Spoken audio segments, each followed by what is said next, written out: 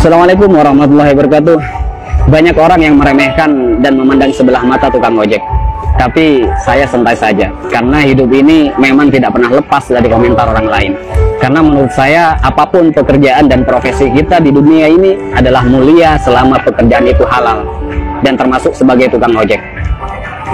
Menurut saya, ojek adalah pekerjaan yang membuat kita menjadi lebih tenang, santai, bebas, dan leluasa. Karena pekerjaan ini bisa mengatur waktu kita sendiri, dan bukan kita yang diatur-atur. Ada yang mengatakan hidupnya kurang beruntung karena jadi tukang ojek. Justru menurut saya, jadi tukang ojek adalah keberuntungan yang luar biasa. Karena profesi ini mampu memanage waktu kita sendiri, terutama waktu untuk beribadah kepada Allah Subhanahu wa Ta'ala.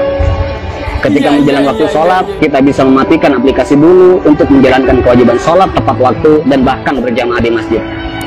Kalau pekerjaan yang lain, saya rasa belum tentu bisa. Tak mengapa kita dipandang hina oleh makhluk, yang terpenting tidak hina menurut pandangan Allah Subhanahu wa Ta'ala. Intinya, tak perlu mendengarkan apa kata orang selama profesi yang kita geluti tidak keluar dari yang namanya koridor syariat.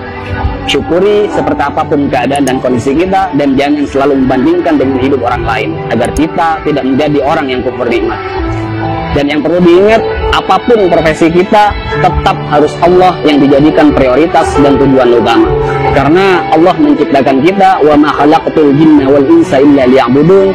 Tidaklah aku menciptakan jin dan manusia semata-mata hanya untuk beribadah kepadaku.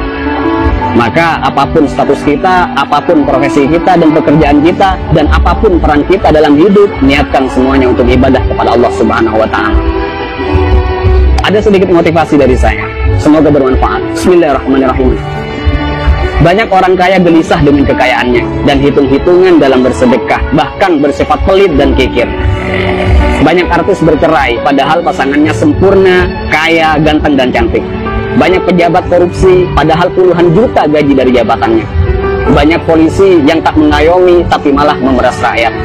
Ada yang mengatasnamakan perjuangan malah menilap dana bos. Banyak pembisnis sukses tapi tidak jujur. Banyak yang masih bergelut dengan riba hanya untuk gaya hidup. Ada yang menguasai banyak ilmu agama tapi gemar bermaksiat dan tak mengamalkan ilmunya. Ada yang gemar berdakwah tapi tak mampu mendakwahi dirinya sendiri. Ada yang suka minum khamr, narkoba, dan berzinah dengan alasan kesenangan. Ada yang sudah berkeluarga dan bahkan punya anak merasa kurang tentram, seolah jauh dari kata sakinah, mawaddah, warahmah.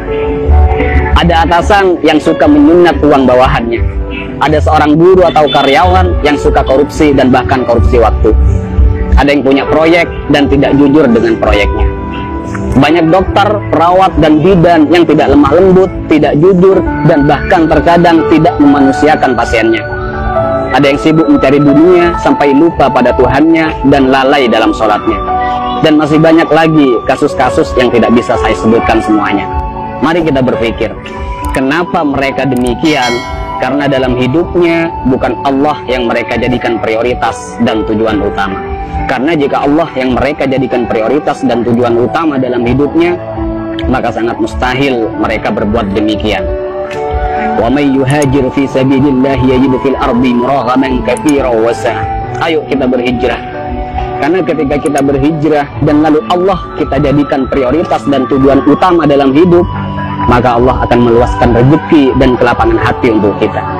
Dan ketika hati kita sudah lapang dan luas, maka sebanyak apapun persoalan yang kita hadapi dan sebesar apapun masalah yang menimpa kita, kita akan tetap tenang menyikapinya. Karena hati kita lebih lapang dan lebih luas dari masalah yang kita hadapi.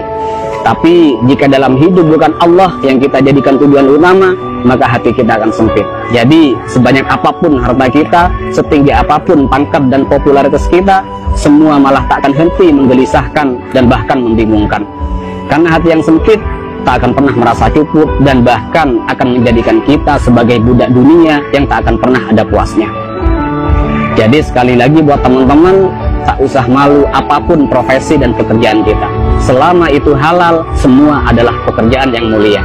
Dan yang terpenting, apapun profesi kita, apapun pekerjaan kita, dan apapun peran kita dalam kehidupan, niatkan semuanya untuk ibadah dan jadikan Allah sebagai prioritas dan tujuan utama.